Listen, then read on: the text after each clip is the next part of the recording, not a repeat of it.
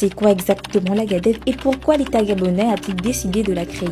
La GADEV, c'est l'Agence gabonaise pour le développement de l'économie verte. Cette agence a été créée par le chef de l'État en janvier 2025 pour répondre à un constat simple. Notre pays, le Gabon, est parmi les plus riches en termes de ressources naturelles. Mais force est de constater que nous n'avons pas encore réussi à transformer ces richesses en opportunités économiques, en revenus ou encore en emplois pour les populations. La GADEV a donc pour mission d'organiser, de structurer, de valoriser durablement ce capital naturel. C'est donc un outil stratégique pour notre État qui nous permettra de faire de l'écologie non plus uniquement un outil de préservation de notre environnement, mais de valorisation, de monétisation et d'opportunités économiques. Comment la GADEV transforme-t-elle la protection de l'environnement en opportunités économiques pour le Gabon? La GADEV a, je vous le disais tout à l'heure, pour mission la valorisation de notre capital naturel. On peut citer 3 sous-activités de cette mission. La première, le développement de la filière des PFABO, des produits forestiers autres que le bois d'œuvre. La deuxième, le développement de l'écotourisme, le tourisme vert. Et la troisième, la monétisation des crédits carbone. Nous allons nous arrêter quelques instants sur le développement de la filière des produits forestiers autres que le bois d'œuvre. Aujourd'hui, il existe dans nos provinces des femmes qui commercialisent certaines de ces ressources, par exemple le moabi dans le sud du Gabon ou encore la résine de Koumé dans tout le Gabon. Il existe déjà des opérateurs, des coopératives qui commercialisent toutes ces ressources. Mais cette commercialisation ne leur permet pas aujourd'hui de vivre de leur activité. Pourquoi? Parce que la loi n'encadre pas les activités autour de ces filières. Ce que la GADEV va donc faire, c'est mettre en place les stratégies, les mécanismes qui vont nous permettre de créer toute la chaîne de valeur autour de la commercialisation de ces produits de la forêt pour permettre à nos mamans, à nos sœurs, à nos frères qui travaillent déjà dans le secteur de pouvoir en vivre, afin de leur permettre aussi de commercialiser ces produits au prix juste. Aujourd'hui, nous avons des touristes, des personnes curieuses qui font la route, qui traversent notre pays, qui s'arrêtent, qui achètent 1 litre de moabi, 1 litre de résine de Koumé à de vil prix, mais qui en réalité ensuite les revendent 10 fois, 20 fois plus cher. La GADEV va donc s'assurer que ces populations bénéficient enfin des réelles retombées liées à leur activité. Parce que la réalité, c'est que c'est dans notre pays que nous ne sommes pas très à l'aise, que nous ne connaissons pas réellement la valeur de tout ce potentiel.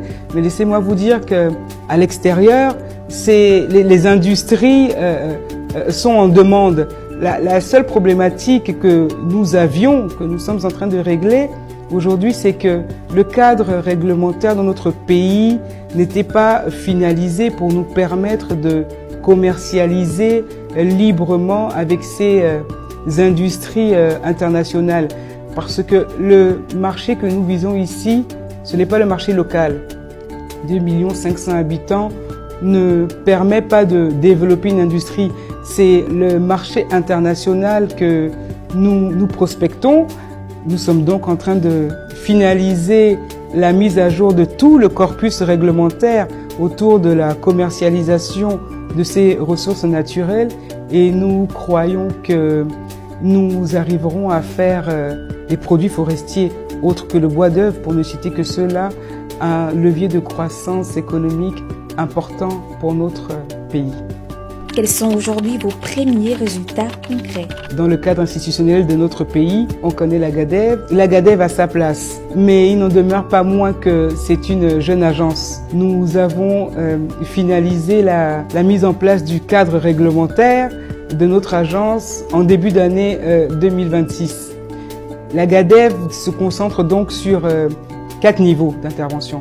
Le premier, la mise à jour du corpus réglementaire avec les ministères impliqués pour nous faciliter l'attractivité des activités qui rentrent dans notre secteur. Le deuxième niveau, c'est la facilitation au niveau de la régulation. Le troisième niveau, le développement d'un pipeline de projets.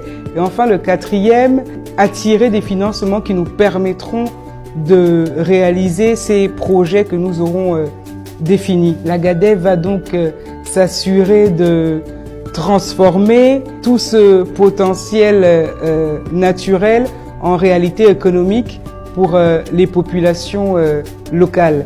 La première dame, Madame Zité Olegui-Nguema, nous a fait l'honneur d'être la marraine de ce comptoir. Nous allons également développer nos activités autour de l'écotourisme, la construction de lodges, et nous avons aussi en charge la monétisation des crédits carbone.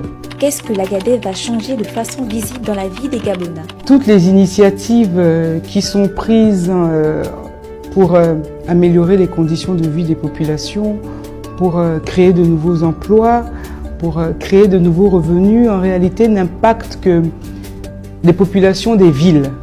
Avec la GADEV, nous voulons réussir à mettre en place ce ruissellement des richesses qui va permettre à nos communautés locales, nos populations qui sont dans les zones reculées, d'enfin bénéficier des retombées de ces richesses. Nous allons nous assurer que ces communautés locales, qui sont celles-là qui préservent la forêt, donc qui nous permettent aujourd'hui de parler de ces ressources que nous souhaitons monétiser, nous assurer donc que ces communautés locales interviennent sur toute la chaîne de valeur, de la collecte à la transformation, à la vente et même à l'achat.